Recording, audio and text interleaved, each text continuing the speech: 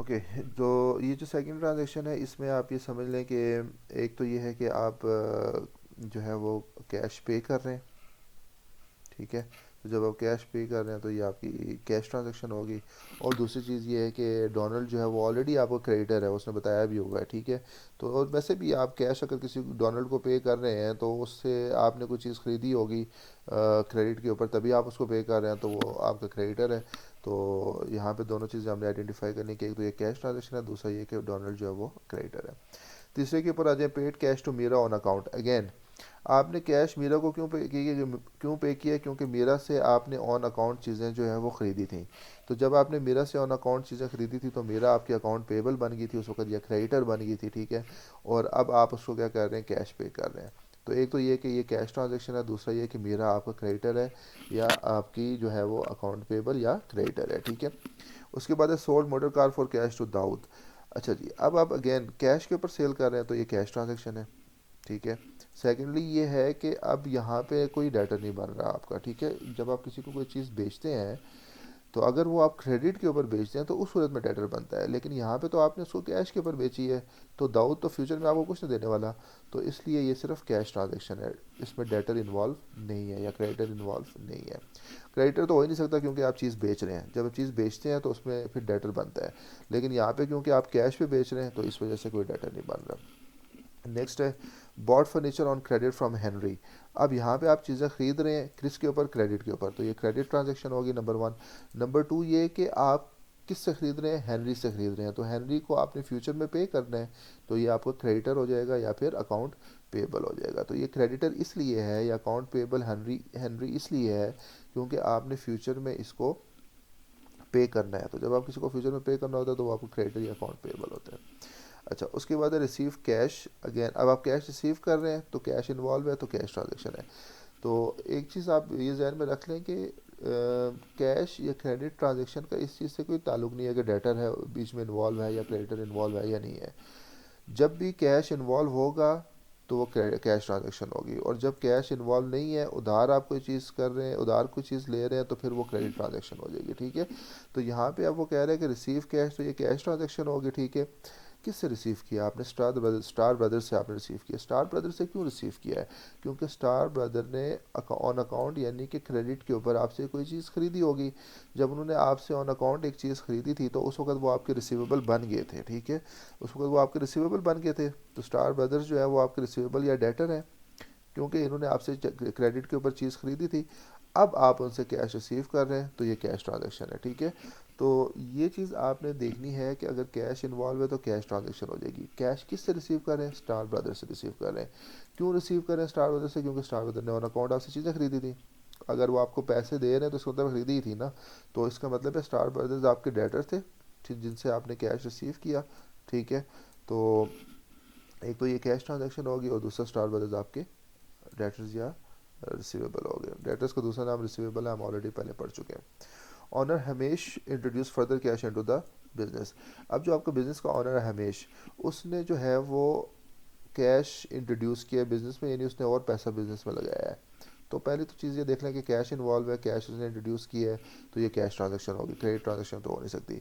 अब इसमें कोई डेटर या क्रेडिटर नहीं बन रहा, आप किसी से कोई चीज़ खरीद या बेच नहीं रहे उधार। तो इसमें जो क्रेडिटर और डेटर का कोई कॉन्सेप्ट ही नहीं है, ठीक है। इसमें एक ऑनर है जिसने पैसा बिजनेस में लगाया है, तो कैश ट्रांजेक्शन तो है ये क्योंकि उसने पैसा लगाया है। कैश ट्रांजेक्शन इस चीज़ के ऊपर डिपेंड नहीं करती कि आपने किसी को चीज़ खरीदी है या बेची है उधार या कैश के ऊपर। वो सिर्फ कैश ट्रांजेक्शन, कोई भी ऐसी ट्रांजेक्शन जिसमें कैश इन्वॉल्व होगा वो कैश ट्रांजेक्शन है। तो यहाँ पे अब ये कैश पे आप जो है वो कैश हमेश ने जो है वो बिज़नेस में इंट्रोड्यूस किया है, तो ये कैश ट्रांजेक्शन होगी ऑटोमेटिकली, ठीक है। हाँ, इसमें डेटर और क्रेडिटर नहीं बन रहा क्योंकि आप कोई चीज़ उधार खरीद रहे या बेच रहे नहीं है, ठीक है। तो ये कैश ट्रांजेक्शन हो जाएगी और कोई डेटर या क्रेडिटर इसमें इन्वॉल्व नहीं है। उसके बाद है loan in cash receive from Jasmine. अब आपने जैस्मिन से कैश रिसीव किया है, लेकिन जैस्मिन से जो आपने कैश रिसीव किया है वो इस वजह से रिसीव नहीं किया कि जैस्मिन ने आपसे कोई चीज़ खरीदी थी। जैसे यहाँ पे आप कह रहे हैं, अगर आप इस ट्रांजेक्शन में देखें, ट्रांजेक्शन नंबर 6, वो आपको कह रहे हैं receive cash from star brothers on account. इसका मतलब ये था कि स्टार ब्रदर्स ने आपसे उधार चीज़ खरीदी थी तो उससे आपने कैश रिसीव किया था। स्टार ब्रदर आपके डेटर थे तो उनसे आपने कैश रिसीव किया था। इस तरह अगर आप यहाँ पे देखें paid cash to Meera on account, इसका मतलब ये है कि मीरा से आपने चीज़ खरीदी थी। ऑन अकाउंट का मतलब क्या है, उधार कोई चीज़ खरीदी थी तो उसको आपने कैश पे किया। अब यहाँ पे आप कैश तो रिसीव कर रहे हैं, तो कैश ट्रांजेक्शन तो हो गई है क्योंकि कैश रिसीव कर रहे हैं आप। लेकिन जैस्मीन से कोई आपने चीज़, उसने कोई आपसे चीज़ खरीदी नहीं थी, वो आपको कर्जा दे रही है। तो जैस्मीन जो है वो आपकी ना तो डेटर है ना ही वो क्रेडिटर है, ठीक है। तो यहाँ पे ये चीज़ आपने समझनी है कि ये जो डेटर और क्रेडिटर जो आपके बनते हैं, वो तब बनते हैं जब आप किसी से कोई चीज़ उधार खरीदते हैं, ठीक है। तो इसका वैसे मैं आपको बताऊँ, क्रेडिटर का एक और नाम होता है ट्रेड क्रेडिटर्स, या ट्रेड पेबल्स भी इनको बोलते हैं। वो इसलिए बोलते हैं कि जब आप बिज़नेस करते हैं तो उसमें आप कोई चीज़ उधार खरीदते हैं या बेचते हैं, तो उस सूरत में ट्रेड क्रेडिटर्स या ट्रेड डेटर्स बनते हैं, ठीक है। लेकिन यहाँ पे आप किसी से कोई चीज़ उधार खरीद रहे या बेच रहे नहीं है। जैस्मीन ने आपको कर्जा दिया है, तो जैस्मीन आपकी डेटर या क्रेडिटर नहीं है। डेटर तब बनेगा जब आपने किसी को कोई चीज़ उधार बेची है, तो आप उससे फ्यूचर में पैसे रिसीव करेंगे, ठीक है। तो तब आपका डेटर बनेगा। लेकिन यहाँ पे तो आप जैस्मीन से कैश तो रिसीव कर रहे हैं, लेकिन आप कैश इस वजह से तो रिसीव नहीं कर रहे कि जैस्मीन को आपने कोई चीज़ बेची थी, तो इसलिए जैस्मीन आपका डेटर नहीं है, ठीक है। तो जैस्मीन हाँ आपकी लाइबिलिटी ज़रूर है, जो आप आगे जाके कॉन्सेप्ट पढ़ेंगे कि लाइबिलिटी क्या होता है।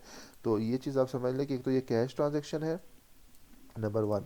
नंबर टू ये है कि जैस्मीन आपका डेटर या क्रेडिटर नहीं है। आपने उससे कोई उधार, उसने आपसे कोई उधार चीज़ नहीं खरीदी थी, जो वो आपको जो है वो पैसे दे रही है, वो आपको लोन दे रही है, ठीक है। तो जब उसने कोई उधार चीज़ आपसे खरीदी नहीं थी, तो इस वजह से वो आपकी डेटर नहीं है, ठीक है। और आपको वो लोन दे रही है, तो लोन एक लाइबिलिटी होती है, वो हम आगे जाके उसका कॉन्सेप्ट पढ़ेंगे। तो एक तो ये कैश ट्रांजेक्शन है, दूसरा ये कि इसमें कोई डेटर इन्वॉल्व नहीं है, क्रेडिटर इन्वॉल्व नहीं है। अच्छा, उसके बाद है paid Richard by cheque on account. Again आप देखें, पेड रिचर्ड बाय चेक, अच्छा कैश पे करें या चेक पे करें, दोनों सूरतों में वो कैश ट्रांजैक्शन ही होती है, ठीक है। तो यहाँ पे आप चेक की सूरत में पे कर रहे हैं, तो ये आपकी कैश ट्रांजैक्शन होगी। पहली चीज़ तो ये, क्यों पे कर रहे हैं, क्योंकि उससे आपने कोई चीज़ जो है वो क्रेडिट के ऊपर ख़रीदी थी, ऑन अकाउंट ख़रीदी थी, ठीक है। जब उससे आपने कोई चीज़ ऑन अकाउंट ख़रीदी थी, तो अब आप उसको पे कर रहे हैं, ठीक है। तो इस वजह से रिचर्ड जो है, जब आप उससे क्रेडिट पे कोई चीज़ खरीदी थी, तो वो आपका क्रेडिटर बन गया था, तो वो आपका क्रेडिटर है। और अब आप उसको पे कर रहे हैं, तो ये कैश ट्रांजेक्शन होगी, ठीक है। Sold goods on credit to Nelson. Sold goods on credit to Nelson का मतलब ये है कि आपने चीज़ें बेची हैं, किसको बेची हैं, नेल्सन को बेची हैं। क्या कैश में बेची हैं, नो। तो इसका मतलब है ये क्रेडिट ट्रांजेक्शन होगी, क्योंकि क्रेडिट के ऊपर आप बेच रहे हैं, ठीक है। और नेल्सन जो है उसको आपने फ्यूचर में पे करना है, तो जिसको आपने फ्यूचर में पे करना है वो आपको क्रेडिटर है, बात खत्म। उसके बाद receive loan from commercial bank. Again loan receive कर रहे हैं तो कैश ट्रांजेक्शन है, पैसा आ रहा है। लेकिन कमर्शियल बैंक जो है वो आपका डेटर तो नहीं था जिससे आप पैसे रिसीव कर रहे हैं, उससे आप इसलिए रिसीव कर रहे हैं क्योंकि उसने आपको लोन दिया, तो इसमें कोई डेटर और क्रेडिटर इन्वॉल्व नहीं है। आई होप कि ये प्रैक्टिस भी आपको समझ आ गई होगी। इसमें अगर कोई इशू है, कोई मसला है, कोई क्वेश्चन है, तो वो आप कमेंट्स में जो है वो